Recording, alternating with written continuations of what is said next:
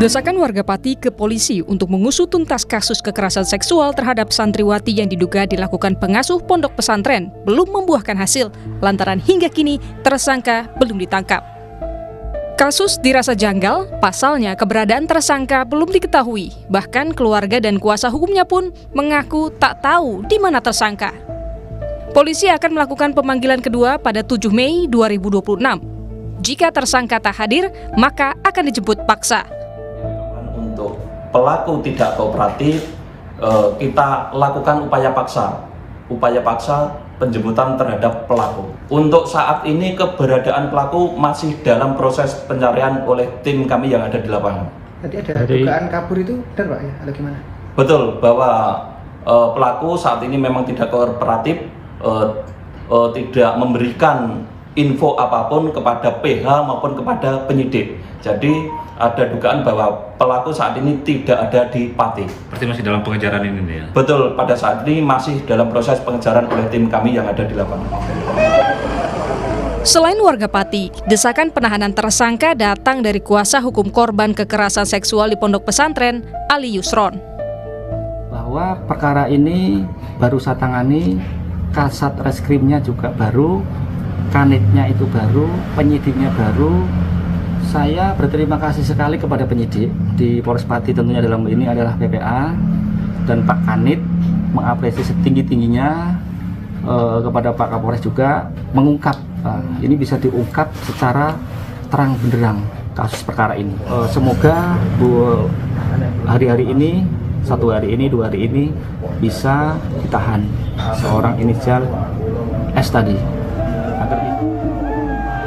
Kasus kekerasan seksual yang terjadi di pondok pesantren di Pati diduga terjadi pada rentang Februari 2020 hingga Januari 2024. Terduga pelaku kini belum diketahui keberadaannya sejak ditetapkan sebagai tersangka pada 28 April 2026. Iwan Miftahudin, Kompas TV, Pati, Jawa Tengah. Kita bahas penanganan kasus ini bersama kuasa hukum korban Ali Yusron dan juga Komisioner Kompolnas Muhammad Hairul Anam. Selamat petang, saya langsung ke Mas Ali Yusron. Mas Ali, seperti apa penanganan kasus ini? Sebenarnya jumlah korban yang sudah melapor ke polisi hingga sore ini ada berapa orang? Baik, terima kasih untuk waktunya untuk Kompas TV. Untuk jumlah korban yang tak saya tangani, ini baru 1, tapi jumlah yang lapor pada saat 2024 itu jumlahnya 8. Yang 7 dibimbing solution untuk dipekerjakan menjadi guru yang di pondok pesantren tersebut.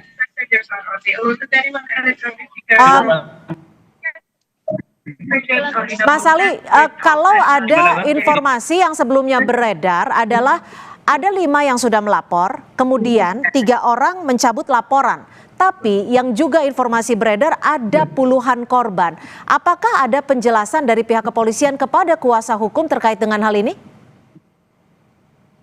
Belum, sebetulnya gini, di peristiwa 2024 itu sebetulnya yang lapor itu 14, yang diterima 8. Lalu yang 8 itu yang 1 ini kita jalankan, yang 7 itu sebetulnya dikerjakan oleh inisial Ashari tadi untuk menjadi guru. Nah ini kan banyak yang mau lapor ini, yang penting ditahan dulu, ditangkap dulu, lalu ditahan.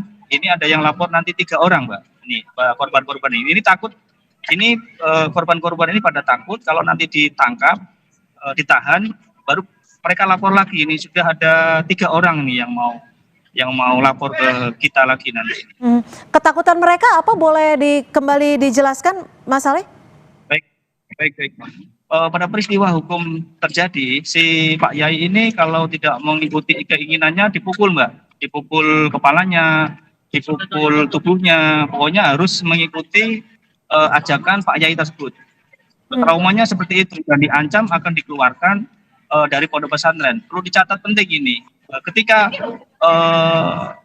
pondok pesantren ini merekrutmen itu dari Jakarta banyak, yang dari Sumatera, dari Kalimantan itu banyak Mbak. Yang paling banyak malah dari Jakarta loh Mbak, itu pesantren-pesantren Mimati itu ya. Nah ini perlu kami sampaikan juga. Ini menurut informasi intelijen saya ini di backup oleh oknum NU, PCNU Kabupaten Pati. Karena apa? Ini kalau diungkap kemarin diancam. Ya. Ini menurut intelijen yang kami dapat, banyak dari peristiwa hukum itu mau diungkap dan diancam oleh oknum PCNU. Ya. Dan itu BKM oknum PIAI juga loh, Mbak. Tapi gini, Mas Ali, untuk korban-korban dan saat ini ada satu yang sudah masuk dalam laporan pihak kepolisian ini, ada satu korban. Bagaimana penanganannya di pihak kepolisian? Apakah Anda merasa sudah berjalan dengan sesuai, sudah berjalan dengan proses yang ada, atau ada kendala-kendala dalam proses ini? Baik, saya kira saya pegang perkara ini 3 bulan yang lalu. Saya apresiasi sekali kepada Pak Kapolres Pak Jaka dan serta Pak Kanit, karena Pak Kanit dan Pak Kasat ada waktu saya pegang ini baru, Mbak. 3 bulan itu baru, semua kita pelajari baru, dan saya mengapresiasi Kanit yang baru ini dan Kasat yang baru ini total cepat, Mbak. Saya kira cepat. 3 bulan saya pegang ini 2026 langsung bisa dinaikkan tersangka. Artinya artinya saat tahun 2024 Anda juga yang menjadi kuasa hukum para korban? Ya, ini baru tahu kemarin itu yang menjadi kuasa hukum adalah dari Islam. Dari Islam. Waktu 2024 itu laporannya Juli, lalu dinaikkan dari penyelidikan naik ke penyidikan itu September kalau tidak salah, itu 2024. Saya pegang 2026 baru 3 bulan, Mbak. Bisa tersangka ini. Itu sebetulnya minta ampun. Diancam saya, Mbak. Mau dikasih uang saya tidak mau. Oleh pihak mana yang mengancam dan meminta atau berusaha untuk memberikan Anda sejumlah uang?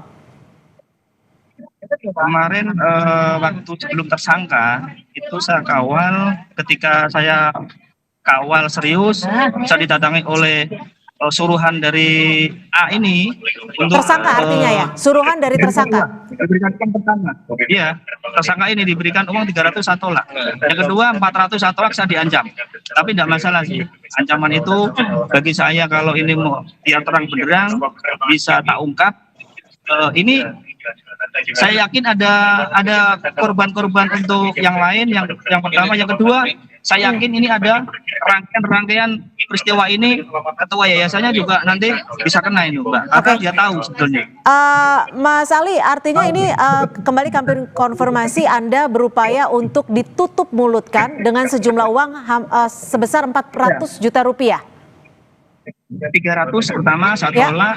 Yang kedua 400 ada saksi dari teman saya. Tapi Anda sempat bertemu dengan tersangka tidak? Atau ini hanya orang suruhan tersangka? Orang suruhan 2, beliaunya di mobil waktu itu. Kita di warung, saya dikasih uang 300, saya tidak mau. Itu pertama. Kedua, di parkiran ada 4 orang, saya diancam mau dikasih 300, saya tidak mau. Maka ini perlu diungkap kembali. Ini korban banyak, Mbak. Ini menurut keterangan dari korban dan ayah korban, ini 30 sampai 50 orang, Mbak. Nanti bisa kita ke Jakarta, nanti bisa dicek, ditanyakan ke Anda sempat berkomunikasi tidak dengan puluhan korban lain ini yang belum melapor? Ini ada dua kemarin ingin ketemu saya, kebetulan hari ini kan saya ke Jakarta. Rencana besok itu mau ketemu saya, tapi dia takut kalau belum ditangkap ini. Inisial S ini, inisial A ini, Asyari ini. Kalau belum ditangkap, Mbak, ditangkap dan dimasukkan ke sel, pada takut dia, trauma sebetulnya. Untuk keberadaan tersangka sendiri, apakah Anda mendapatkan informasi? Sampai sekarang saya terima kasih sekali sudah ada penanganan yang sopirnya tadi Pak Kasat WA sudah diamankan sama sopir, beliaunya untuk tersangka ini lari ke gunung dia. Cuma ini tadi malam disisir terus oleh teman-teman dari Resmob, dari tim, sendiri langsung hadir itu di lapangan. Tahu kemarin komersial saya. Kami kembali konfirmasi, ini Anda ke Jakarta terkait dengan kasus ini kah untuk bertemu pihak-pihak tertentu kah? Baik, ini yang saya mau diundang oleh Pak Hotman sama konten kreator oleh Oke. beliaunya Baik, nanti jam berapa? Mbak. baik. Ini maaf, mohon sampaikan ke Komisi 3 atau ke Ketua DPR berkaitan dengan di Undang Perlindungan Anak. Ini harus penanganan yang serius, Mbak.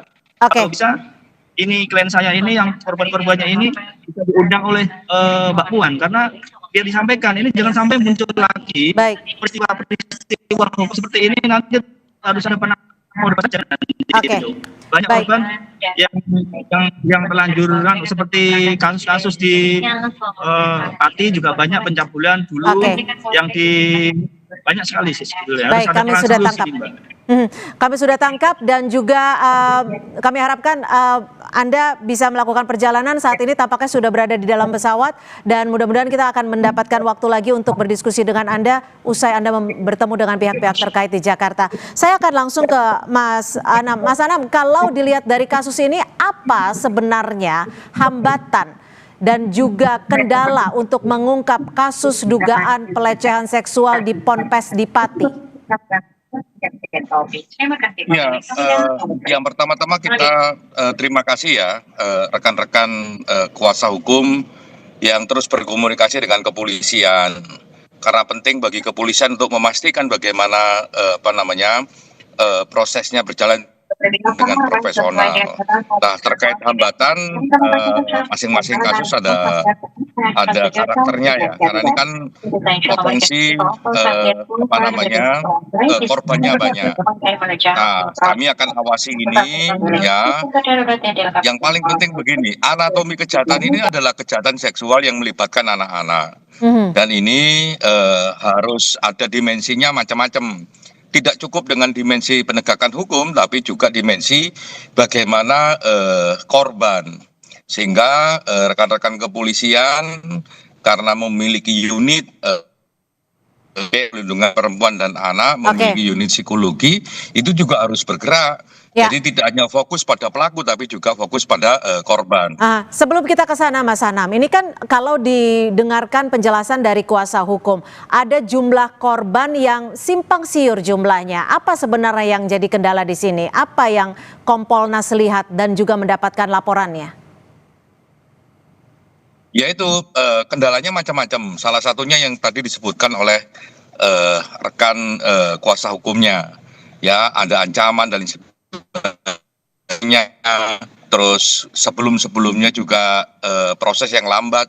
Kan kalau ngelapor kayak gini prosesnya lambat kan semakin rentan korbannya untuk bertahan tetap pada laporannya.